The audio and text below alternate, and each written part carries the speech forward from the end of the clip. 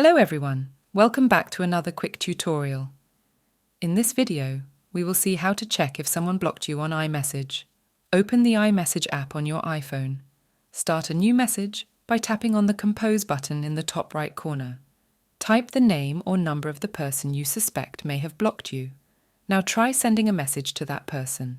If the message delivered, you are likely not blocked.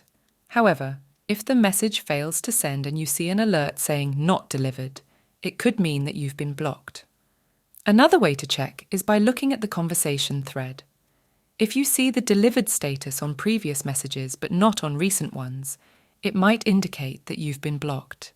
Remember that these methods are not foolproof, as there could be other reasons why a message fails to send or you don't see the delivered status.